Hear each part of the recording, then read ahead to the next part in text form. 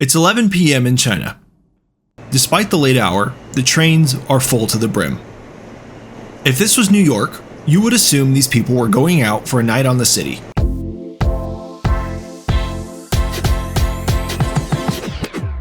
But this isn't New York. It's Beijing. These people aren't going out for a fun night on the town.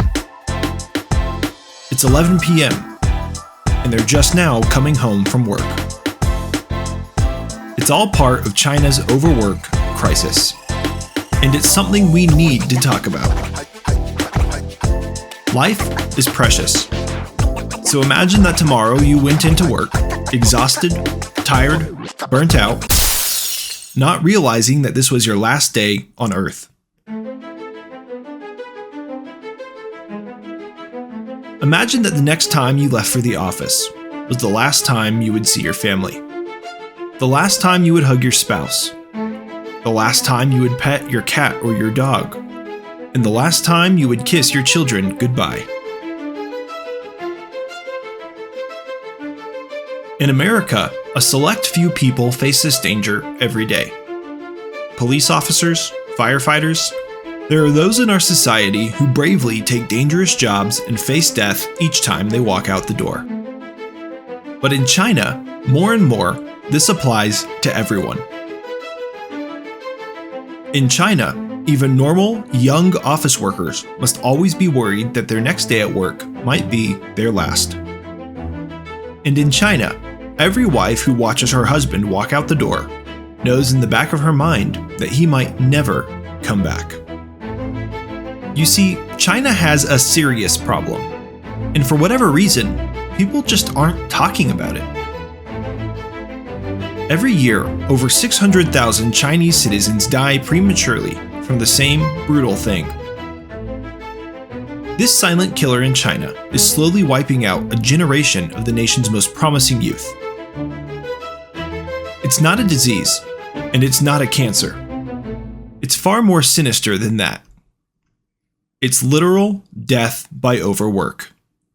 And it's a death sentence that all Chinese workers face every single day.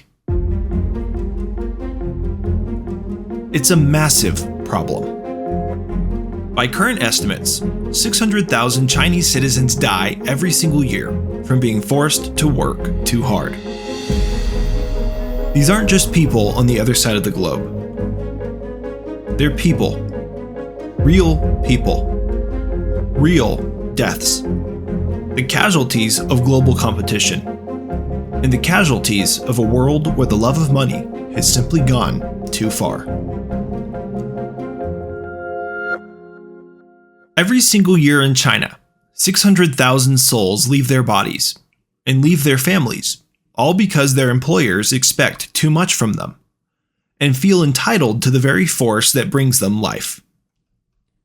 Death by overwork is a new, exhausting global phenomenon, and we still can't seem to control it, and don't seem to be learning anything from it. But what is death by overwork? And why has the Chinese government seemed to be so powerless when it comes to stopping it? With 600,000 deaths per year in China alone, the stakes are about as high as they can get. So let's take a deeper look at the problem. Because working to provide for your family should never be a death sentence.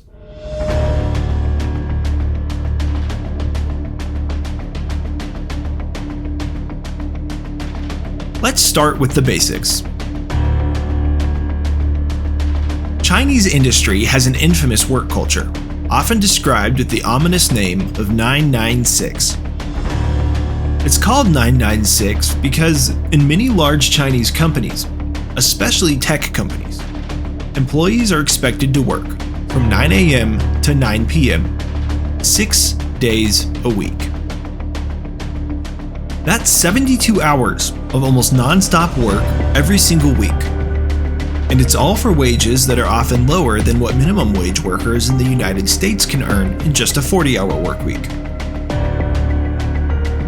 This brutal pace of work isn't healthy, to say the least. It's not healthy physically, and it's not healthy psychologically.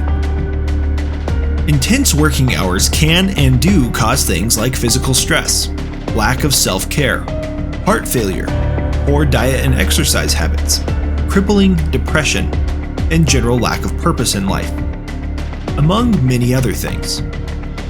Overwork is so unhealthy that in China, it's becoming increasingly common to see cases of workers literally bending over and dying at their desks. Or perhaps you might see young people bending over and dying on the subway on their way back from work at 1:30 a.m.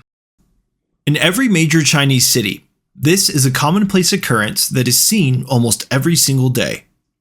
An ever-present reminder of how little their lives are valued by their employers, and how little their lives are valued by the society around them. Some actual examples of death by overwork in China include a worker dying while on the toilet of a hotel bathroom during a business trip. Another died on the couch outside the workplace gym, which was installed to incentivize workers to stay at the office longer. And still another died at their computer screen, while oblivious work messages continued to come in on WeChat. We can just imagine those messages. "Look, I know you're dead, but I still need that report by 2 a.m. Please ensure it is sent in before the funeral," which, just a reminder, isn't an approved business expense. Young people are so entitled these days.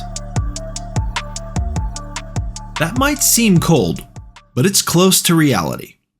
And we need to stop this, because 600,000 dead every single year is just unacceptable. So, what's being done?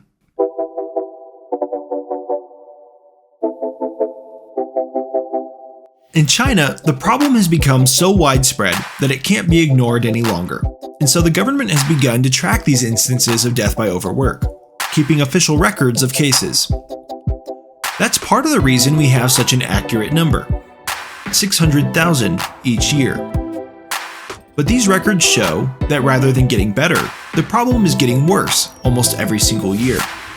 Because there's a difference between keeping records to make people think you care and actually caring enough to do something that solves the underlying problem.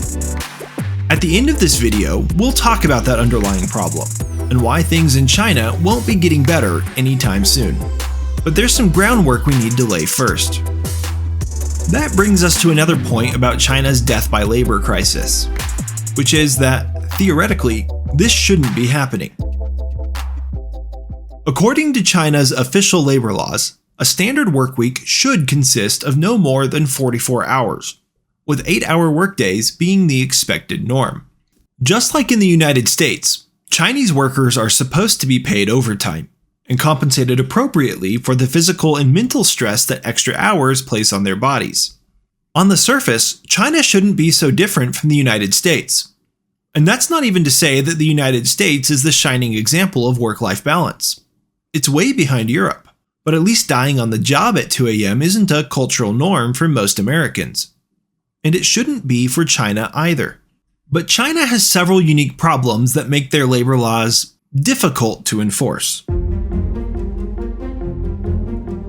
One of those problems is that there are over 1.4 billion people in the nation of China. And like everywhere else, most of those people need to maintain jobs in order to survive. And high population numbers means that competition for good jobs is extremely fierce, leading workers to be willing to put up with, and even cover up, brutal and illegal demands from their employers, as long as it means they can keep receiving a consistent paycheck. This is sad, but you can't really blame the workers. You see, with 1.4 billion other hungry people in the nation, no matter how hard Chinese citizens work, it seems that there is always someone else willing and able to take their job if they fail to live up to expectations. If you can't hold your weight, the company can and will just find someone else. And this causes employers to stack that weight as high as possible, while simultaneously preventing employees from reporting the abuse. Because while the company might get in some minor trouble if you report them, you will definitely end up without a job. For most workers, the best answer is just to keep their head down and work the long hours they're expected to work, rolling the dice and hoping with all their might that they aren't the unlucky one who dies young. Many companies have learned that they can get away with simply ignoring labor laws with little or usually no consequences. One Chinese worker even noted that it was regular to see people over 35 years old be fired and replaced by younger workers, because their young families and declining energy levels prevented them from observing full 996 working hours. It might be illegal to require 72-hour work weeks, but the message is clear. Someone else will work the hours if you don't, or if you can't, making them an effective social requirement, no matter what your employer says in official communications. And that means if you're lucky enough to make it through young adulthood in China without dying of overwork, congratulations, you've just worked yourself out of a job. But let's get to the real heart of the issue. We have to ask, how did these insane expectations on Chinese employees get started in the first place? And why do employers feel they have the right to push their employees so far? There's some specific reasons for this that cut pretty deep, and make things worse in China than they are in most other places. At a national level, China's large population has brought it prosperity in recent decades. Indeed, a large workforce has long been one of China's primary strategic advantages. One of the reasons it's so much cheaper to get things made in China than in other developed countries, like the United States, is that there are so many workers available.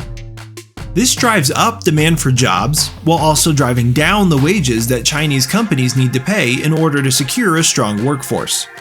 These social conditions ultimately gave China the cheap labor it needed to produce quality goods for pennies on the dollar, allowing them to capture a massive portion of the worldwide manufacturing market, at the exact moment in history when manufacturing reached the pinnacle of its worldwide demand. And though individual workers were certainly exploited, this economic boom brought massive prosperity to the nation of China as a whole, turning it into the world's second largest economy, just behind the United States. This manufacturing boom also helped to raise over 800 million Chinese citizens out of poverty and starvation in just 40 years. And in those terms, that's not all bad. It's actually rather impressive, and there's some lessons to be learned. But progress clearly has a price. It's easier to justify treating people like garbage when you believe that you're somehow saving them from an even worse fate by doing so. That's the classic villain speech in every movie.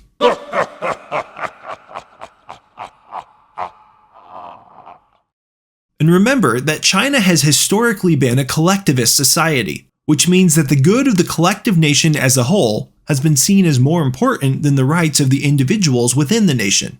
In this type of system, the plight of individuals being overworked can unfortunately be seen as justifiable by those employers who want to see it that way, a necessary cost for the overall improvement and salvation of the country.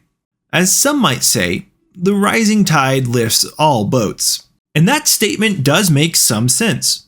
But it's funny how the guy who says it always seems to be the guy with the super yacht trying to convince the people with the leaky rowboats not to panic.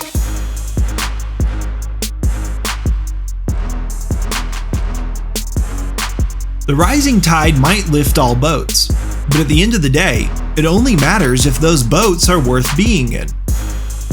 If you work yourself to death before your 30th birthday, what good did it do for you or your family if you lived in the second most prosperous nation in the world? Is dying young from being worked to death really that much better than dying young from starvation? Still, if they want to, evil companies are able to treat people however they want, and still convince themselves that they are good, moral people for doing so, since they're convinced that they're working for the greater collective good of their nation. Cue the stereotypical villain speech in the movie. In China's case, the price of progress that has lifted the nation out of poverty and starvation has been that this progress has given rise to the twisted logic that is able to justify the devaluing of individual Chinese workers in the name of collective national prosperity. As a result, China's workers are treated by many Chinese companies primarily as a widely available economic resource that allows their country to prosper on the international stage, rather than being treated as actual individual human beings, whose individual prosperity should matter just as much as the prosperity of their nation. Some countries have oil that helps them prosper. Other countries have natural minerals. And China has people. Workers are seen as just another cog in the machine of progress. Something that is necessary, but no more valuable than any other raw resource needed for production. And when workers are just a cog in the machine, and when the machine is valued more than the individuals inside of it, death by overwork is unfortunately inevitable. You just replace the worn out parts and keep the machine running. And while the Chinese government has made many promising statements about fixing China's broken 996 working culture, the unfortunate truth is that things are unlikely to change anytime soon. They can't, for one simple but often overlooked reason. In China, despite official government statements against 996 working hours, the reality is that the Chinese government is still actively working to raise Chinese children for workplaces just like these.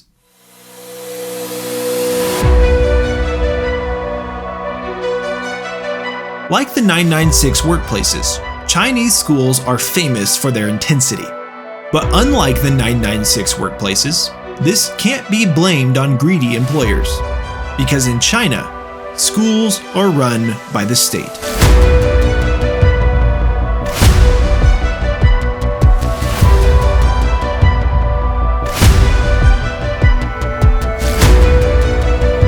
In China, state-run school for children makes 996 working hours for adults seem like a leisurely vacation. Young children in China are introduced to the unimaginable conditions of overwork as young as 6 years old. At that age, they begin to attend primary schools, which usually start at 7:30 a.m. and have classes throughout the day until around 4:30 p.m., long after American schools have closed. But the workday for China's school children doesn't end at 4:30. After a short break, students must participate in nightly study periods from 6 o'clock to 9 o'clock p.m. before finally collapsing in their beds to hopefully get enough sleep before their 6 a.m. wake-up call the next morning. Then, they'll be expected to spend time preparing for school before the school day begins. And this happens not Monday through Friday, but Monday through Saturday. 6 days a week.